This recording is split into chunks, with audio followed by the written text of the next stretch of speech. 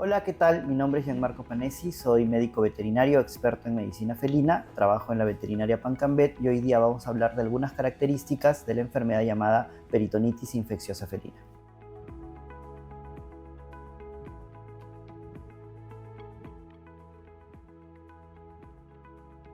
Bien, primero para esto vamos a entender que la peritonitis infecciosa felina se desarrolla desgraciadamente por la mutación de un virus que se encuentra ya en la mayoría de gatos, que es el coronavirus entérico felino.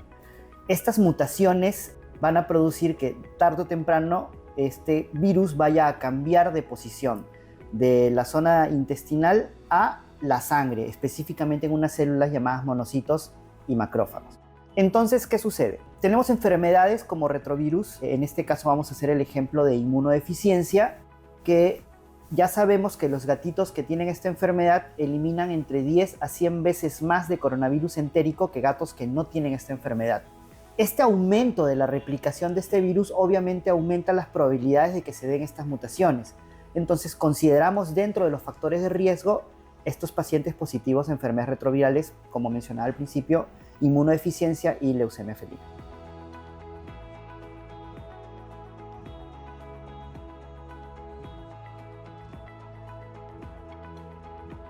Bueno, si hablamos como riesgo, podríamos decir que sí. Es más, como decía, se consideran dentro de los factores de riesgo. Hay muchos otros factores de riesgo también, pero la enfermedad de por sí no es una enfermedad con una prevalencia muy alta. Por ejemplo, en lo que hablamos de peritonitis infecciosa felina, vamos a establecer que es cerca del 1.4% de los gatos del planeta que pueden desarrollar esta enfermedad.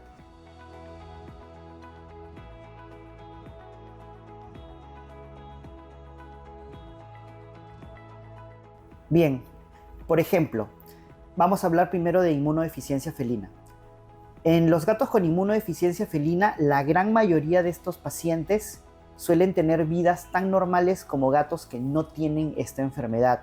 Es más, la esperanza de vida de estos pacientes es similar a la de pacientes que no tienen la enfermedad.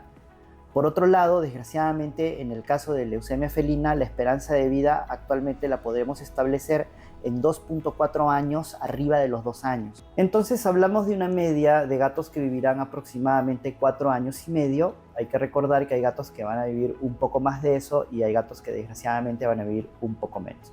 Entonces, ¿cómo afecta el PIF a estos pacientes? Depende mucho en qué estado de enfermedad estén, ¿no? Por ejemplo, si hablamos de inmunodeficiencia, generalmente hemos tenido pacientes que han desarrollado la peritonitis infecciosa felina, han seguido los tratamientos y sus vidas han seguido completamente normales.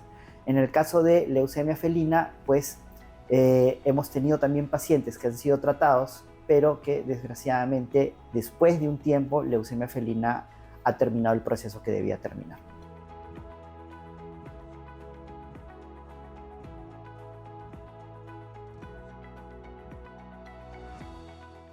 Bien, es una buena pregunta. Primero hay que entender muchas cosas. Uno, desgraciadamente hasta el día de hoy se considera de que no existe un tratamiento efectivo para tanto la inmunodeficiencia o leucemia felina. Pero si vamos a hablar de drogas prometedoras, podríamos por ejemplo hablar del raltegravir, en el caso de leucemia felina, que es una droga bastante prometedora. Es un retroviral del VIH, lo que va a hacer es simplemente actuar sobre una enzima llamada integrasa de la leucemia felina, impidiendo que se integre al genoma de la célula. En cambio, el tratamiento de la peritonitis infecciosa felina, que es el nucleósido GS441524, lo que va a hacer es detener la replicación viral dentro del monocito o macrófago. Entonces, los targets son completamente distintos, ¿no? Y podríamos decir de que no hay una interacción conocida.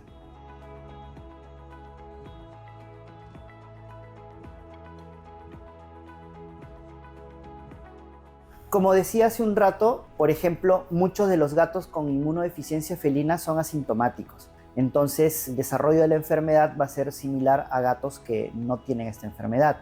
En el caso de leucemia felina podríamos decir lo mismo. Ahora, desgraciadamente, también podríamos decir que leucemia felina comparte algunas signologías con peritonitis infecciosa felina, como es el caso, por ejemplo, de las anemias no regenerativas. Sin embargo, desde mi experiencia siempre le vamos a dar prioridad al tratamiento de peritonitis infecciosa felina y después resolver otros problemas.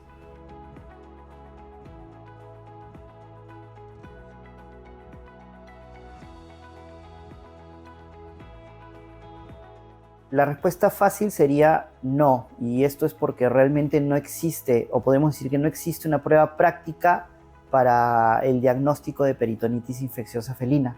Hasta el día de hoy el diagnóstico se realiza por suma de evidencias o signología o hallazgos, ¿no? Sí, por ejemplo, a veces vamos a escuchar sobre pruebas de serología en las cuales están mal llamadas como pruebas del descarte del PIF, pero estas pruebas realmente no nos pueden diferenciar si es coronavirus entérico o si es el coronavirus mutado.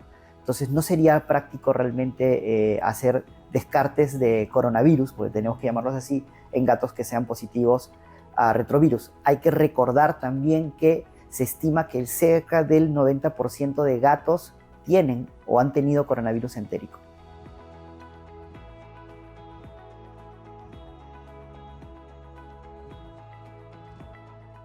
En mi experiencia, nosotros venimos usando el nucleócido desde mediados del 2019 y hemos tenido distintos tipos de pacientes, tanto positivos a retrovirus como no positivos a retrovirus, y el manejo ha sido exactamente igual. Como mencionaba hace un rato, depende mucho también del estado de la enfermedad en los gatos. Es mucho más fácil el manejo en inmunodeficiencia que en leucemia felina.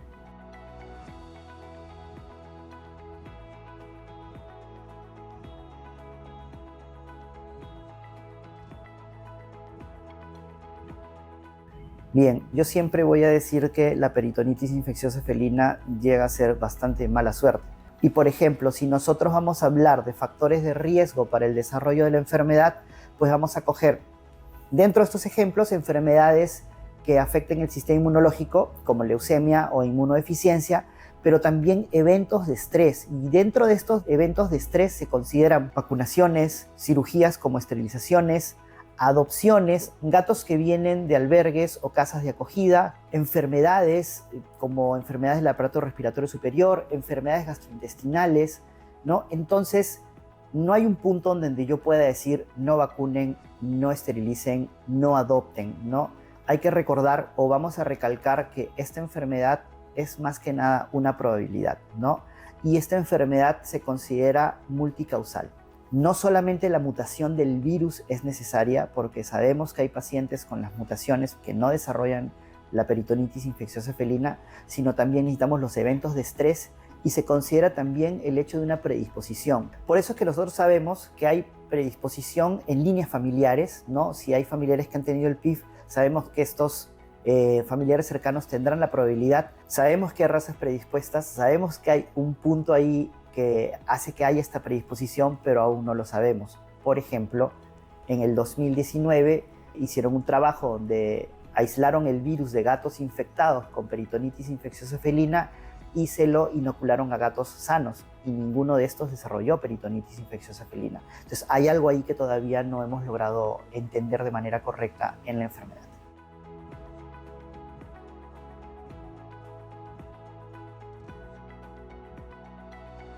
Es muy variable. Nosotros hemos tenido pacientes que han tenido leucemia felina y han sido tratados por peritonitis infecciosa felina, y es difícil determinar si el tiempo de sobrevida después de la recuperación de la peritonitis infecciosa felina se debió a un avance de la enfermedad o era el desarrollo normal de la enfermedad. Siempre nosotros, en pacientes con leucemia felina, vamos a tratar de evitar eventos de estrés oxidativo que puedan disminuir las defensas del paciente, porque esto aumentaría la replicación, y obviamente el aumentar la replicación del virus de leucemia felina disminuiría en cierta manera la esperanza de vida. Pero desgraciadamente tendríamos que hacer nosotros conteos de carga virales, que no son pruebas que hacemos rutinariamente.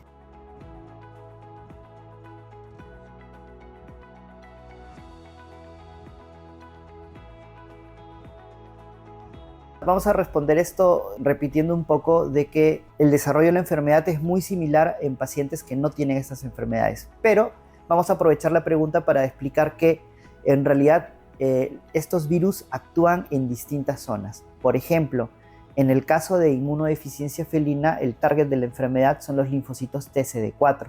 En el caso de leucemia felina, afecta a todas las células producidas en la médula ósea, y la replicación viral en los gatos progresivos se da específicamente en neutrófilos y plaquetas. El virus de la peritonitis infecciosa felina, obviamente el ya mutado, va a actuar sobre monocitos y macrófagos. El monocito y macrófago es la misma célula, ¿no? Monocitos cuando está en el torrente sanguíneo y cuando está en los tejidos se convierte en macrófago. Entonces, ¿en qué afecta esto? No es que tenga mucha relación. De todas maneras, hay que recordar que en el caso de la peritonitis infecciosa felina, lo que estamos provocando es una mala activación del macrófago y estamos produciendo una suerte de cuadro inflamatorio. Dentro de las acciones o mediadores que van a producirse por esta mala activación del macrófago son similares a las que vamos a ver en el rechazo de órganos en trasplantes de humanos. Eso nos da una idea de la magnitud de la inflamación que se produce en pacientes con peritonitis infecciosa felina.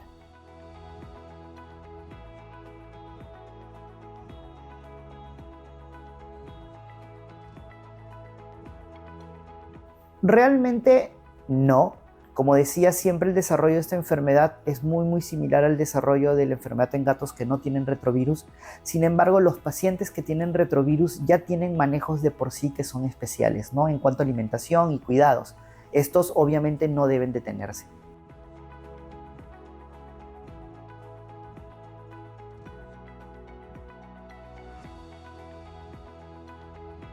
Tanto como avances en los tratamientos, no. Felizmente tenemos ya el GS441524 que, por ejemplo, leí en un reporte del 2023, eran 307 gatos y se le consideraba al GS441524 con una efectividad del 97.3%, si mal no recuerdo.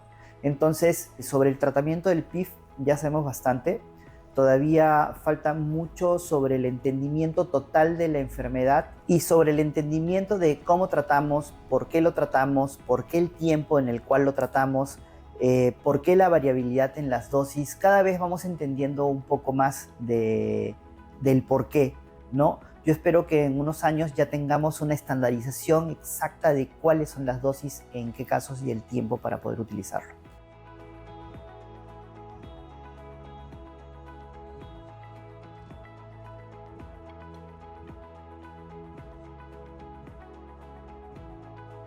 Bien, si me preguntas a mí, te diría que podría estar relacionado a algún excipiente utilizado en la fabricación del fármaco. Sin embargo, se considera como un efecto secundario de la aplicación subcutánea de esta droga, ¿no? Incluso ya tenemos porcentajes, sabemos que aparece en cerca del 3.5% de los pacientes. Entonces, exactamente por qué sucede, no lo sabemos, ¿no? Lo importante es entender de que puede suceder, ¿no? Y esto va desde engrosamientos hasta llagas, ¿no? Pero esto de acá es importante, que no son abscesos, suelen ser heridas estériles.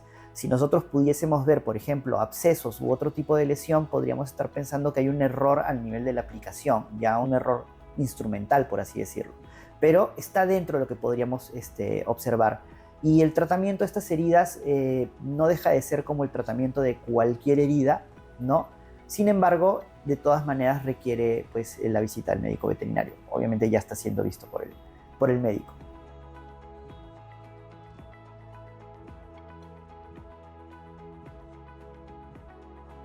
Bueno, dentro de las cosas que podríamos hacer en casa, por ejemplo, podría ser la colocación de fajas postquirúrgicas, ¿no? Que generalmente las usamos post-esterilización o cuando hacemos algún procedimiento quirúrgico en piel, para evitar que el gato pueda hacerse más daño del que ya está hecho. Otra de las cosas que yo recomendaría sería pasar a los tratamientos vía oral.